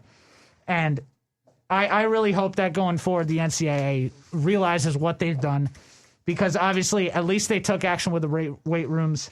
I'm sure they've taken further action with the food because you obviously are going to stage these teams in Texas for another 10 to 12 days. But I'm sorry. This was so sad. And, Kenny, I just had to shed light on what went down in the women's bubble compared to the men's bubble because it's another prime example of a higher priority for men's sports over women's sports. And, unfortunately, that's just the way it is. And hopefully the NCAA takes note about the backlash that really ensued from this. I know it's not the typical ups and unleashed. I didn't want to go full on rage because, look, the NCAA as a whole. Yeah, people might take offense to that. Yes. I will say I don't want to trash the NCAA as an organization here. I'm just trying to shed light on what's really an issue in sports right now. And I just hope that they, take those actions into consideration going forward. So hopefully that wasn't too harsh on anyone out there. Yeah, no, you said all the right things. They definitely, it's definitely inexcusable. And then, when you say like, oh, it's, a money issue or all that, whatever, making excuses, there's no accountability in that regard, which is something very common in our society. There's a lack of accountability, many different facets of life and society. Listen, for sports fans and just any casual fan, obviously people are going to say, well, the men's tournament is far superior to the women's tournament. Right. And I think a lot of people would agree with that. But, that doesn't mean you treat the women's tournament like crap and you give them no respect whatsoever and you give them not even an actual weight room, the food options, clearly inferior to the men's food options when you see the pictures. like I said, no one is. Not a lot of people are going to say that the women's tournament is better than the men's tournament. But again, that doesn't mean you just flat out just disrespect the women's tournament and just not care about it. Because, maybe if you put more effort into it and, advertise it better and treat these players with equal respect, maybe more people would tune into the women's tournament. And the ratings, like I said, though, they are increasing, which is good for the sport. And like I said, it's pretty clear that, ESPN cared about getting every single first-round game on the air, which is awesome. Because, like I said, they had games across ABC, ESPN, ESPN2, ESPNU, and ESPN News. So they utilized 5 channels to cover all 16 first-round games the first 2 days, which hats off give to them more that coverage. production crew. Give them more coverage.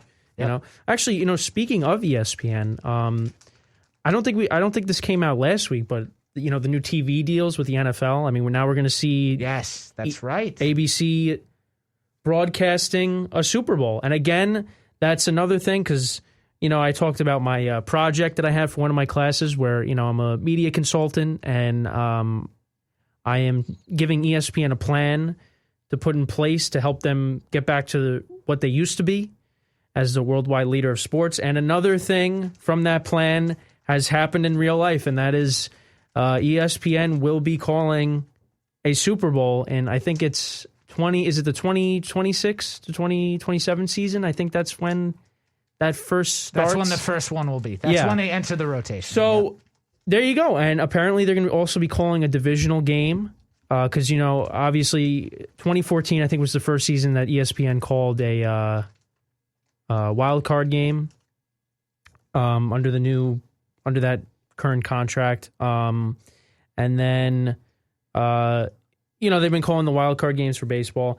Now, the divisional round the last couple of years, NBC's been doing a divisional game as well. Because really in the old days, it was just Fox and CBS were doing the divisional round. Now you're going to have one on CBS, one on NBC, I'm assuming, one on Fox, and then one on ESPN. So, you know what? I think it's a great thing for ESPN. I really do. I think this kind of puts them...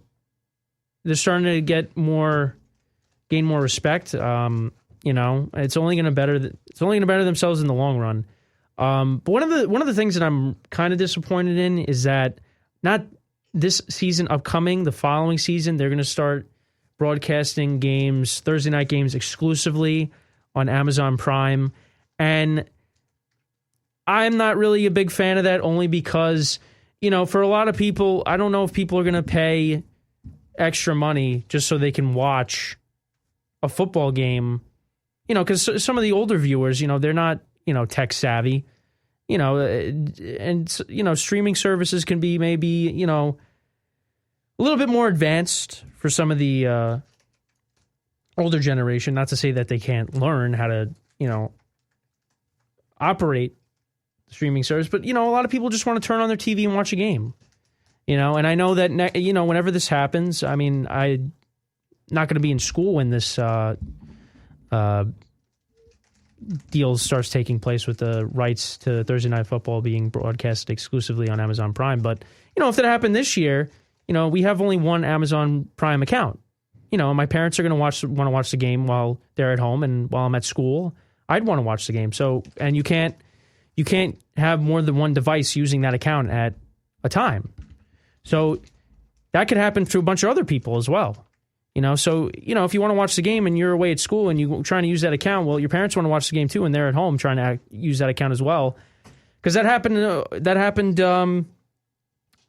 when they broadcasted that Saturday game on Amazon Prime. I was watching it on Amazon Prime, and my parents were trying to watch it, and they told me to get off Amazon Prime, so I ended up just streaming it on NFL Mobile instead. Because you can't have more than one user using that streaming service. But, in this day and age now, it seems like streaming services are becoming more prevalent, if I use that word in the right way, in our society. And it seems like we're transitioning from, the traditional watch the game on television, going to the movies to watch a movie. Seems like now we're moving more towards, streaming services. And feel like we're kind of going backwards in a sense because now it seems like more. I don't know.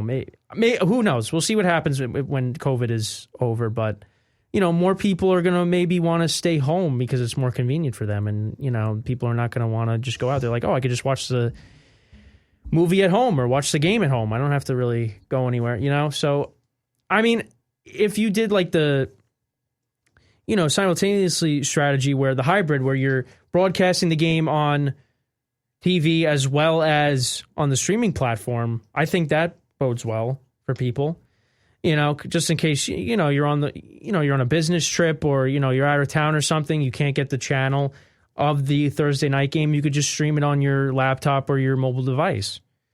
But if you're at home, you could just watch it on TV. But I don't know. We're entering a new age in technology, and in some ways it's good, some ways it's bad, but it's going to be interesting to see what happens in the future. But good for ESPN that they will be broadcasting a Super Bowl in the not too distant future. Well, Kenny, I'll tell you one thing. I was very curious to see where we were going to go in terms of streaming in the next TV deals, not just for the NFL, but obviously the NHL deal was up after next season, and now we know it's coming to ESPN. But obviously, it is coming a little quicker than I think a lot of people expected. And I tell you, I think it's the pandemic that partially emphasized this, and that this was kind of like an experimental period for a lot of companies to see, how their new platforms would do during this time. Right, because as we've seen now, especially now that we know that NBCSN is shutting down at the end of this year, and NBC Sports as a whole is really trying to hype up Peacock, where they already have exclusive rights to all the Premier League games. You can watch them as part of replays now. Peacock is really amping up to be something. It's going to be in competition, I think, with Hulu and Netflix and all the big companies down the road. But now with the new NHL deal with ESPN, ESPN Plus and Hulu are going to stream 75 regular season games each year from 2021 to 28. And NHL.TV is going to shift over to ESPN Plus. ESPN Plus is another platform that is already big, and it's only going to keep getting bigger.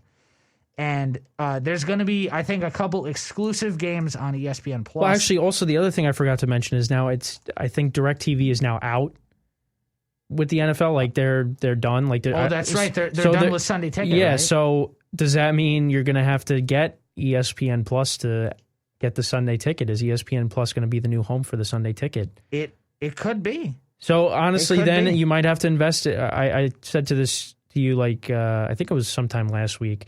Then I have Disney Plus already. Does that mean I get that bundle that has Hulu, ESPN Plus, and Disney Plus? Right. And I'll just say, because the Sunday Ticket, because the school has like the discount. Quinnipiac does have that discount, and I got that this year for the first time. And our other friend Justin, who is in the studio with us now, was kind enough to join us. He's been using that the past couple of years. So, the Sunday Ticket was great. So, you know what? If ESPN Plus does that, then, maybe I'll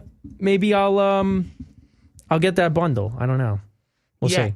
Yeah. As someone who has ESPN Plus, it's $4.99 a month. It's some of the best $5 a month that you can spend.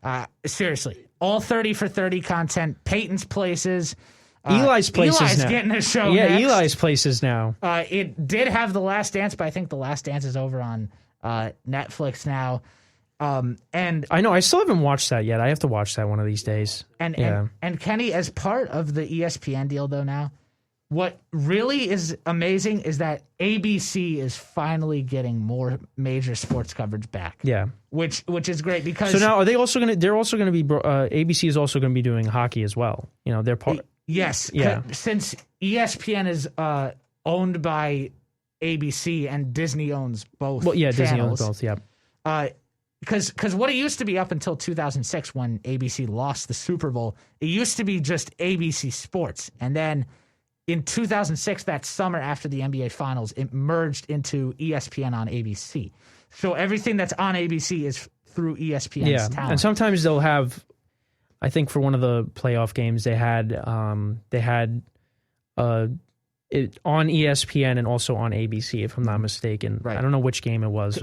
Correct. And now I don't know if they did it this year, but they did it at some point. Yeah, and now in the last couple of in years. the new NFL TV deal, there's going to be at least 3 or 4 regular season games that'll be both on ESPN and ABC.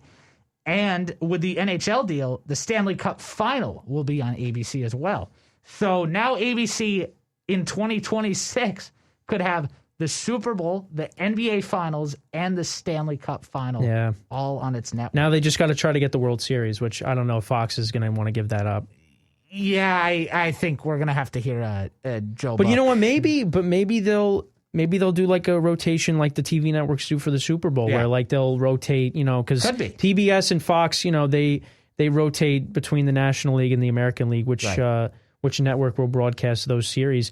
Maybe you throw ESPN into that and they rotate, but then again, one network's going to be the odd man out. So yeah, of course, and I think unfortunately we'll be stuck with Joe Buck and John Smoltz for the foreseeable future there. Yeah.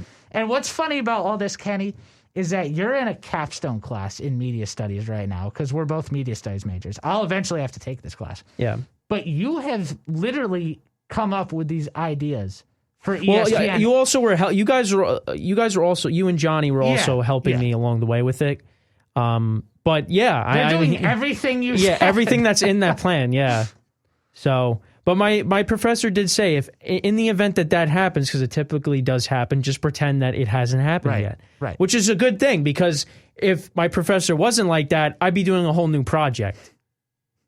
Yeah, that which would stink. That wouldn't be good. Yeah. I mean, it's a good thing. I mean, at the end of my final presentation, I could say, hey, listen, like it all happened, and that means my plan got put into motion. So, but it's great. And I think also with these new TV deals, like the cap is going to like skyrocket for the NFL.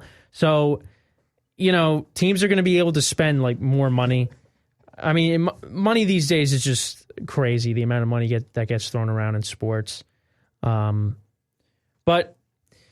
we'll see what happens. And, they're also trying to get the rights to Sunday Night Football, ESPN. I don't know if that has closed yet. It doesn't sound like it's close. But actually, they'll be able to do like what NBC usually does is flex games. ESPN will be able to do that. I think later in the season. Thank goodness, because look, even though it was an upset win, who really wanted to watch Ryan Finley and the Bengals beat the Steelers in Week 14? Nobody. Bengals fans. Yeah. Okay. True. At least it's the one game on. I mean, maybe not even Bengals fans, because Joe Burrow was hurt. They weren't going anywhere. I mean, what was the point of watching their team? I mean, unless you're there was no point. No, there's no point. But you know what? Fans definitely watched the game, and it was definitely terrible for Steeler fans. But yeah, no, it's true. I mean, NBC has done that. I mean, NBC flexed, the Browns and the Giants to Sunday night, and we got to see Colt McCoy take on Baker Mayfield, and we really thought the Giants were gonna, make a run at the playoffs when that happened. But the false hope kind of settled in after that game, and the Giants did not make the playoffs. But you know what? Yeah, they're going to be better. Yeah, but that's one word. But this is this is really good. This is really good for ESPN. Yes, this is definitely going to bring back some old viewers that have kind of tuned them out over the past couple of years because of a lot of the stuff that they've done. I mean, like you said, in the year 2026. They could possibly be broadcasting the NBA Finals, the Stanley Cup, and the Super Bowl. I mean, which is huge for the network. Yeah, that's huge. Really I mean, like Fox is probably not giving up the World Series, but then maybe they get more playoff coverage with baseball, because honestly, I like watching the ESPN broadcast for baseball as opposed to Brian Anderson and Joe Buck. Brian Anderson, I've kind of gotten a little bit used to. But he's still not one of my favorites. Yeah, he's okay. Yeah, nothing special. No. Yeah, no. But we'll see what happens. Yeah. So with that is all the time that we have for tonight. If you stuck around with us for the full 2 hours, we greatly appreciate it. We'll be back next week, same time, same place. Next week is Easter, the week of Easter. So, if you're celebrating that, you'll finally be able to have meat on Fridays. So until next week, I am Kenneth Gruenfelder along with Ben Upson, signing off from Infinite Sports Radio. Have a good night, and we'll see you next time. Good night.